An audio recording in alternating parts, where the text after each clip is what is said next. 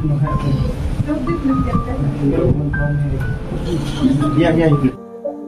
ज्या वेळेस काहीतरी आयुष्यामध्ये कमतरता वाटेल किंवा मला कुठेतरी अस्वस्थ वाटेल त्यावेळेस मी भगवंताचं दर्शन घ्यायला वेळोवेळी यायचो. ह्याच्या अगोदर प्रत्येक वेळेस आयुष्यात कुठलं संकट वाटलं तर मी भगवंताला कुठलाच वेळ न बघता मी यायचो. परंतु आजची जी एवढी भावनिक वेळ आली होती माझ्यावर आणि जे मला त्रास झाला आजचा, कारण मी आयुष्यात कसं पुढे चालायचंय, जे संकट आयुष्यातले कसे पेलायचे त्यासाठी मी भगवंताच्या मंदिरात येऊन नतमस्तक व्हायचो.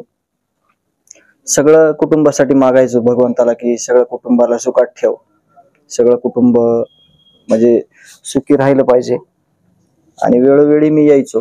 परंतु आज पहिली वेळ असेल की मला काही मागता नाही आलं, कारण का माझ्यापाशी काहीच ठेवलं नाही. या क्रूरकर्मी लोकांनी माझं जे सर्वस्व होतं, माझा भाऊ, तो या क्रूरकर्मी लोकांनी त्याची हत्या केली.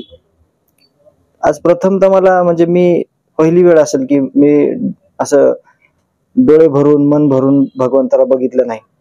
कारण का मी ज्या गोष्टी करण्यासाठी इथे यायचो, जे माझ्या मनातला भाव असायचा ते माझ्या भावासाठी, कुटुंबासाठी सगळ्या गोष्टी, आणि जे सुखात सगळं चाललेलं होतं याला कुणाची नजर लागली आणि सगळं उद्ध्वस्त झालं. आणि सगळ्या जुन्या आठवणी, जे की माझं 9 वर्षाचं बालपण, आपण इथं बसलोय इथंच सगळं माझं 9 वर्षाचं बालपण गेलेलं आहे. इथल्याच कन्या शाळेमध्ये मी 3री पर्यंत होतो आणि भगवंताच्या मंदिरावर गजानन महाराजांची दिंडी यायची. तिथल्या खूप आठवणी आता जागृत झाल्या. आम्ही 2 जण खेळायचो तिथं. एक छोटंसं आयुष्य होतं, इथं जगत होतो आणि इथल्या हालाकीच्या परिस्थितीमुळं आम्हाला इथून जावं लागलं. आणि तिथं जे काही लोकांवर प्रेम केलं, आणि अर्थातच तुम्ही बघताय की लोकांवर आम्ही किती प्रेम केलं, ते गाव कसं आम्हाला तळहातावर घेऊन जपतंय किंवा ते कसं आमचा सांभाळ करतंय हे तुम्ही तुमच्या डोळ्यांनी बघितलेलं आहे, अनुभवलेलं आहे.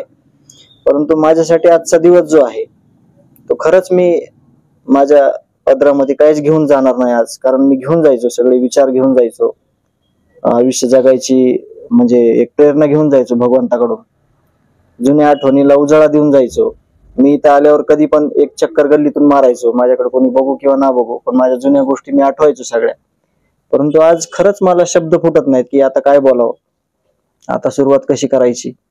लहान लेकरं आहेत, आई वडील वृद्ध झालेले आहेत, त्यांना कसं सांभाळायचं आणि हे आव्हान कसं पेलायचं, अशा सगळे एक आव्हानात्मक जे आयुष्य झालेलं आहे, जे सुखी आयुष्य होतं, त्याला समोर जाताना मला आज खरं तर समजत नाही की कोणत्या मार्गाने सुरुवात करायची.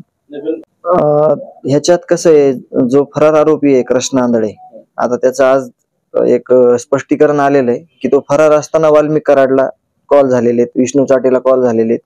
हे सराईत गुन्हेगार आहेत. आणि हे सराईत गुन्हेगार होण्याचं कारण असं आहे की तिथं जे काही बोटावर मोजण्या एवढे लोक होते पोलीस यंत्रणेतले, त्या लोकांनी कधी ह्यांना पर्सनली घेतलंच नाही, त्यांना कधी कायद्याचा धाक दाखवलाच नाही, त्यांना कधी कायद्याचा काय धाक असतो ह्याची कधी भीतीच दाखवली नाही. त्याला अभय होतं त्यांचं, आणि त्याच्यामुळे तो कृष्ण आंधळे आतापर्यंत फरार आहे.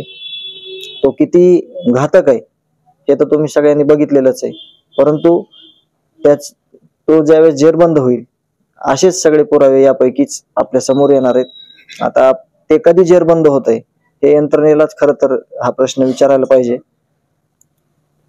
आज वाटलं होतं की हे सगळं जे प्रकरण आहे ते फ्रेम होईल, परंतु जे काही आरोपीच्या वकिलांनी मागणी केलेली होती, चार्जशीटची असेल, CDR असेल किंवा व्हिडिओ ऑडिओ कागदपत्रांची, तर ती पूर्तता झालेली आहे. परंतु खऱ्या अर्थानं पुढच्या 10 तारखेपासून आज देखील युक्तिवाद झाला. 42 मिनिट उज्ज्वल निकम साहेब बोलले, एकदम मुद्देसूद त्यांचं बोलणं होतं. हे कशामुळे झालं, काय जे काय तपासातले मुद्दे ते समोर आले. आणि आता पुढच्या 10 तारखेपासून खऱ्या अर्थाने या सुनावणीला सुरुवात होईल. नाही, ही सगळी टीम आहे, ह्याच्या मागं खूप मोठं पाठबळ आहे, हे तर उघडकीस आलेलं आहे, उघडच आहे. परंतु आता जे न्यायालयीन समितीचं कामकाज चालू झालेलं आहे, त्या न्यायालयीन कामकाजाचं स्वरूप असं असतंय की आता आपल्याला कळलंय की हे आरोपी कोण आहेत, परंतु हे आरोपी का तयार झाले, ह्या आरोपीला कोणी पाठबळ दिलं, हे चुकीची कामं करायला ह्यांना कुणाचं अभय होतं, कुठला व्यक्ती आहे ह्याला कारणीभूत किंवा कुठली संस्था आहे, हे लवकरच स्पष्ट होईल. आणि जे काय ह्याला पाठबळ देणारे लोक असतील त्यांना नक्की शिक्षा होईल. नाही, खरं सांगायचं झालं तर आम्ही दोघं एकमेकांची सावली होतो. कुठलंही काम करताना आता तिथं जे काही नेतृत्व करत होतो ते नेतृत्वात आमचं कॉम्बिनेशन असं होतं की माझ्या लेवलचे मी काम करायचो, ते समाज म्हणजे सोशल वर्कच होतं, आणि त्याच्या लेवलचे तो करायचा. परंतु दोघांचं आमच्या एक बॉन्डिंग होतं. आम्ही दोघं एक रूपाने सगळ्या जे काही कामाचं आमचं स्वरूप असायचं ते एकत्रच असायचं. आणि जिम्मेदारी ही सार्वजनिक होती त्यावेळेस पासून. म्हणजे त्याला वाटायचं सगळं ओझं माझ्याकडे आहे, मला वाटायचं सगळं ओझं माझ्या खांद्यावर आहे. परंतु हे दोघांच्याच खांद्यावर ओझं नव्हतं. हे सगळे जे गावकरी आहेत तिथले, ज्यांनी म्हणजे सख्या भाच्या सारखं आम्हाला सांभाळलं तिथं, आणि आम्हाला कधीही दुरावा वाटू दिला नाही. म्हणजे गाव सोडून आपण तिथं गेलो, जसं आता इथं आल्यावर आठवण आली मला, जे गलांडे काका आहेत, त्या गलांडे काकामुळे आम्ही 1-2 वर्ष जगलो. आम्हाला त्यांनी खायला पियला जर घातलं नसतं तर आमचं म्हणजे खूप हाल होते इथं बेकार. तसं तिथं गेल्यानंतर पण याच पद्धतीनं लोकांनी आम्हाला सांभाळलं. आणि आमचं जे कुटुंब आहे, कमी गरजा असलेलं कुटुंब असल्यामुळं आम्हाला आज काही जरी नसलं, हत्या झाल्यावर तुम्हाला सगळ्याला कळलं की यांनी काय कमवलं, तर फक्त आपण माणसं कमवलते, आणि तेच माणसं आज कामाला आलेत, आणि तेच माणसं आज न्यायाचा लढा लढतात.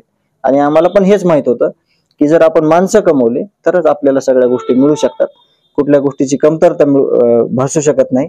आणि त्याच अनुषंगाने आम्ही तिथे चालत होतो.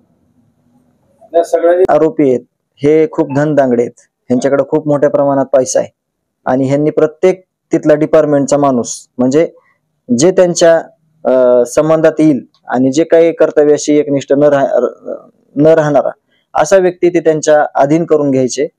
जसं की आता इथं काही गोष्टी घडलेल्या आहेत त्या आता बोलणं उचित नाही. खरं तर न्यायालयीन समिती आल्यावर ह्या गोष्टी सगळ्यांना तुम्हाला सर्वश्रुत होणार आहेत.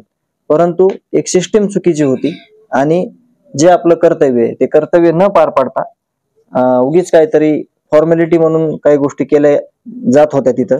आता सध्याची परिस्थिती तशी नाही, आता थोडा खूप ह्याच्यामध्ये फरक झालेला आहे. परंतु आता न्यायालयीन समितीतून ह्या सगळ्या तुम्ही विचारलेल्या प्रश्नांची उत्तर आपल्याला लवकरच मिळणार आहेत. आणि